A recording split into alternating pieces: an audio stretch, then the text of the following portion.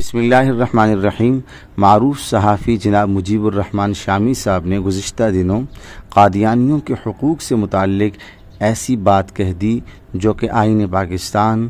اور دین اسلام کی تعلیمات کے مخالف اور منافی ہے۔ ان سے متعلق مولانا زاہد الراشدی صاحب نے روزنامہ اوصاف 26 جون 2024 کو اپنے کالم میں لکھا ہے۔ آپ فرماتے ہیں کہ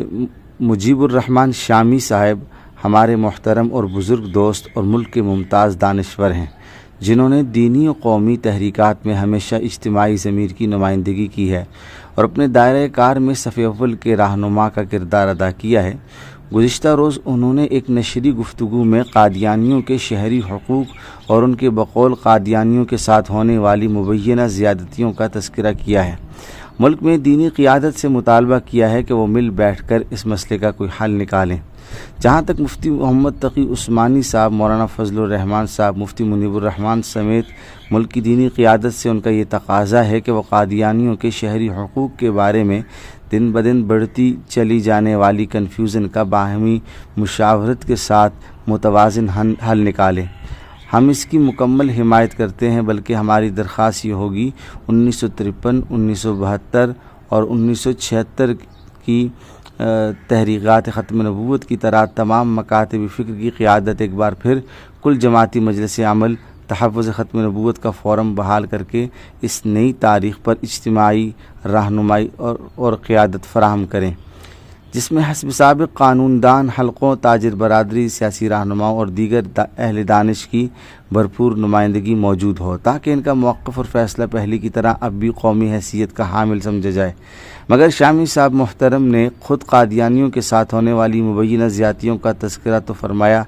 جبکہ اس میں تلخ لہجہ کی آمیزش کے ساتھ قادیانیوں کی طرف سے مسلسل سامنے آنے والی زیادتیوں کو یکسر نظر انداز کر دیا۔ اس پر ان سے ہمارا شکوہ بنتا ہے، شامی صاحب محترم سے زیادہ کون جانتا ہے کہ ہم نے دوسری غیر مسلم اقلیتوں کی طرح قادیانیوں کے مسلمہ شہری حقوق کی ہمیشہ حمایت کی ہے، بلکہ قادیانیوں کو ایک اسلامی ریاست میں غیر مسلم اقلیت کے طور پر قبول کرنے کا اصولی فیصلہ بھی مسلمہ شہری حقوق کے دائرۂ کار میں کیا گیا تھا، ورنہ ماضی میں اسلامی ریاست میں ختم نبوت کے منکرین کو غیر مسلم اقلیت کے دائرہ میں بطور شہری تسلیم کرنے کی کوئی روایت کم از کم ہمارے مطالعہ اور علم کے مطابق موجود نہیں۔ قیام پاکستان کے بعد ملک کے تمام دینی مکاتب فکر کی قیادتوں کی طرف سے قادیانیوں کو غیر مسلم اقلیت قرار دینے کا متفقہ مطالبہ ایک نئی روایت تھی جو مسلمہ دینی قیادتوں نے اجتہادی فیصلے کے طور پر قائم کی تھی، اور اب تک وہ اس پر متفق اور قائم چلے آ رہے ہیں۔ اس کے پیچھے مفکر پاکستان علامہ محمد اقبال کا برطانوی حکومت سے مطالبہ تھا کہ قادیانیوں کا شمار مسلمانوں سے الگ امت کے طور پر کیا جائے اور انہیں کسی بھی حوالے سے مسلمانوں کا حصہ نہ سمجھا جائے۔ علامہ اقبال کا یہ مطالبہ آج کے عالمی ماحول اور اس میں اقوام و طبقات کے مسلمہ شہری حقوق کے دائرے میں ہی تھا، جسے دینی قیادت نے قبول کر کے قادیانیوں کو اسلامی جمہوریہ پاکستان میں دیگر غیر مسلم اقلیتوں کے ساتھ شمار کرنے کا مطالبہ کیا ہے، اور اس مطالبے کو 1972 میں پارلیمنٹ نے متفقہ طور پر 1974 میں پارلیمنٹ نے متفقہ طور پر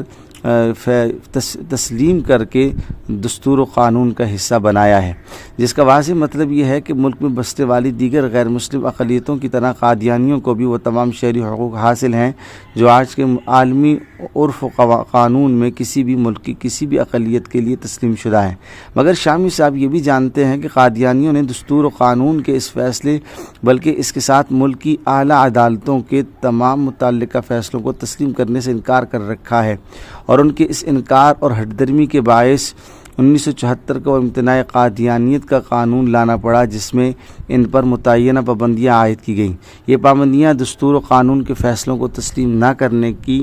قادیانی ہٹ درمی کا نتیجہ تھیں، جو اس ہٹ درمی کے بدستور قائم رہنے کی وجہ سے مسلسل چلی آ رہی ہیں، ورنہ اگر قادیانی دستوری فیصلہ کو تسلیم کر لیتے تو ان کے لیے پابندیوں کی کسی الگ فہرست کی ضرورت نہیں تھی، بلکہ جو قوانین اور حدود دیگر اقلیتوں کے لیے موجود ہیں وہی ان کے لیے بھی کافی تھے۔ مگر شامی صاحب نے شامی صاحب یہ بھی جانتے ہیں کہ قادیانیوں نے پارلیمنٹ اور اعلیٰ عدالتوں کے ان فیصلوں اور قوم کے طبقات اور مکاتب فکر کے متفقہ موقف کو نہ صرف مسترد کر رکھا ہے بلکہ اس کے خلاف وہ عالمی سطح پر منفی پروپیگنڈا اور ہر سطح پر لابنگ میں بھی مسلسل سرگرم عمل ہیں، جو بجائے خود ملک و قوم کے خلاف سنگین جرم کی حیثیت رکھتا ہے۔ شامی صاحب سے گزارش ہے کہ ان کا موقف یقیناً قابل توجہ اور اس پر دینی مکاتب کی قیادتوں کے متفقہ غور و خوض کی ضرورت ہم بھی محسوس کر رہے ہیں، مگر اس کے لیے کسی ہجوم یا بے لگام مذہبی قیادت کے خلاف غصہ نکالتے چلے جانے کے بجائے اس کے حقیقی اسباب کو بھی سامنے رکھنے کی ضرورت ہے، اور کوئی بھی یک طرفہ بات ملک کی راہ عامہ کی حمایت حاصل کرنے میں کامیاب نہیں ہو سکتی۔ ہم بارہا اعلانیہ کہہ چکے ہیں، بلکہ میں نے خود چند سال قبل چناب نگر میں منعقدہ احرار کانفرنس میں کھلے بندوں یہ عرض کیا تھا کہ قادیانی ملک کے دستور و قانون کو تسلیم کرنے کا اعلان کریں اور اس کے مطابق اپنی شہری حیثیت تسلیم کریں، ہم ان کے تمام شہری حقوق کی حمایت کریں گے جو آج کے دور میں مسلمہ ہیں۔ اس کے بغیر ان کا کوئی واویلا پاکستانی قوم کا موقف